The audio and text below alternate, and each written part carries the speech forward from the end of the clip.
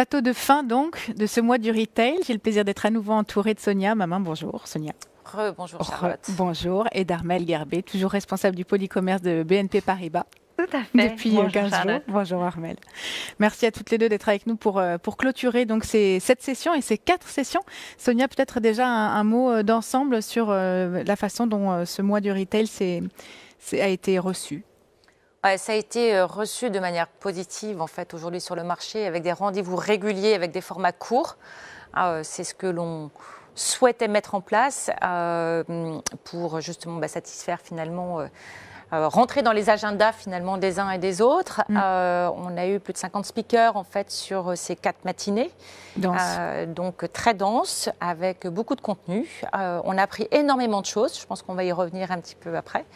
Et puis 15 partenaires aussi qui nous ont suivis, soit pour être en plateau, mais aussi à distance. Et notamment BNP qui nous a fait le plaisir de nous suivre sur l'ensemble de ce mois. Armelle, du coup, en effet, vous avez suivi à la fois en accompagnant l'événement, mais en suivant les talks. Oui, tout à fait. Alors nous, on est ravis d'avoir pu parrainer le one-to-one du retail, à la fois en intervenant et puis plus globalement. Et effectivement, on a suivi avec beaucoup d'attention les différentes sessions. On a aussi appris plein de choses. Ouais. C'était vraiment très instructif et on est vraiment ravis d'avoir pu participer et remontrer notre engagement auprès de nos clients dans cette période compliquée autour du retail, en tant que banque qui soutient effectivement financièrement ses clients, mais aussi en tant qu'acteur de la transformation digitale.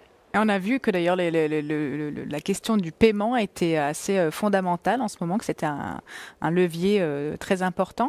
Qu'est-ce que vous retiendrez? C'était dense, c'est vrai qu'on l'a dit, il y a eu 50 speakers, peut-être pas autant d'interventions, mais pas loin. S'il fallait en retenir une, 2 ou 3, lesquelles vous ont particulièrement marqué, Armelle?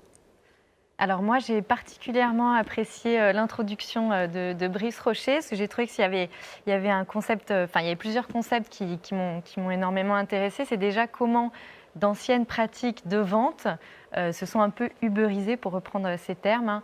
Tout ce qui est réunion Tupperware qui s'est transformé en social selling. Et puis aussi dans celle de Xiao Feng qui disait, elle, plutôt le téléshopping qui s'est transformé en live streaming commerce. Donc là, on est quand même sur des vieilles recettes, mais qui se digitalisent et qui, voilà, on n'a rien inventé, on remet ça. La deuxième chose qui m'a frappée aussi, c'était quand même de se dire que le retail n'était pas mort, malgré tout ce digital, le e-commerce, on était vraiment en accompagnement, et que l'humain restait clé dans le dispositif.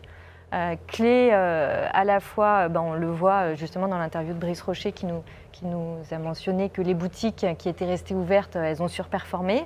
Et puis également sur toutes les initiatives de call and collect où on sent que les clients ont quand même envie d'avoir quelqu'un au téléphone, quelqu'un au bout du fil. Et ça, on l'a vu avec Amandine de Souza pour le BHV et puis Benjamin Balatin pour Fermob. Donc je trouve que ça, c'était vraiment des choses intéressantes. Et puis bien sûr, le paiement et ce besoin aussi de paiement fractionné pour accompagner également aussi les paniers, la transformation des enseignes, que ce soit sur le e-commerce ou également en magasin.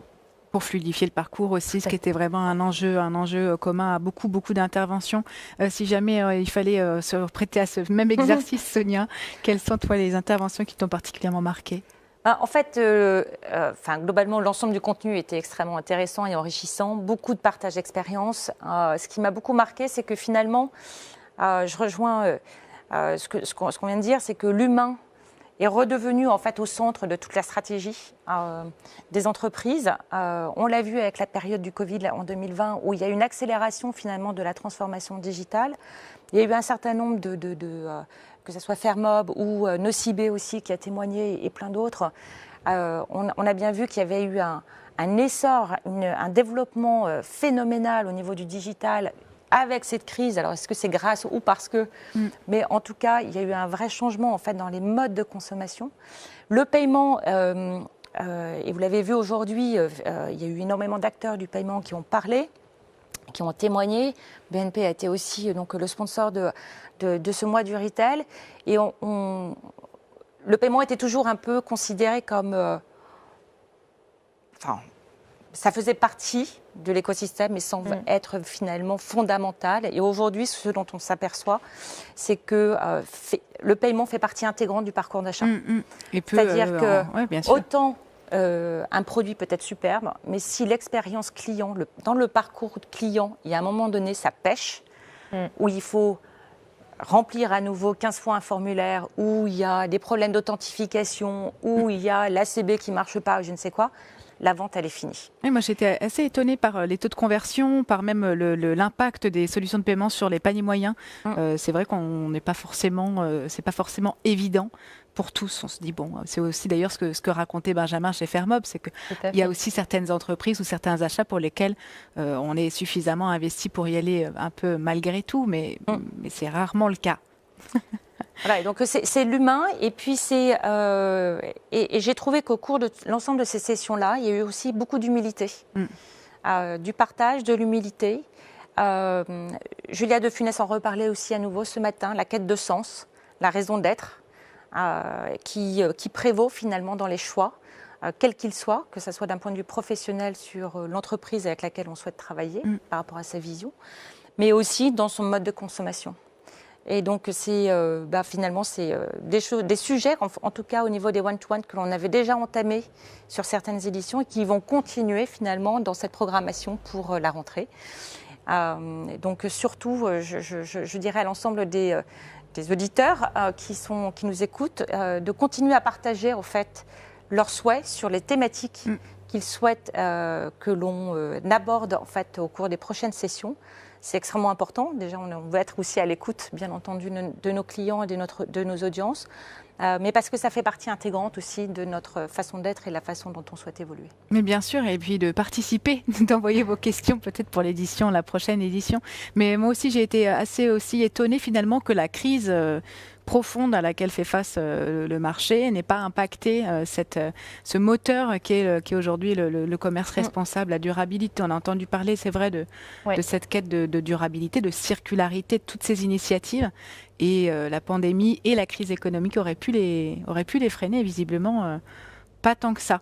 Ça vous a étonné, Armelle, pas tant que ça non plus? Non, pas tant que ça. Je pense que c'est des mouvements de fond et finalement, ça accélère ces tendances et c'est vrai que ça cristallise cette pandémie, ça cristallise beaucoup d'initiatives et je pense que ça donne justement un nouvel essor. Donc non, ça ne m'étonne pas plus que ça. Des confirmations et beaucoup d'inspiration. Merci en tout cas pour ces plateaux très très bien montés. Merci à tous nos intervenants aussi d'avoir accepté votre invitation, d'avoir partagé leurs expériences et leurs points de vue. Et donc on se retrouve, Sonia, au mois d'octobre.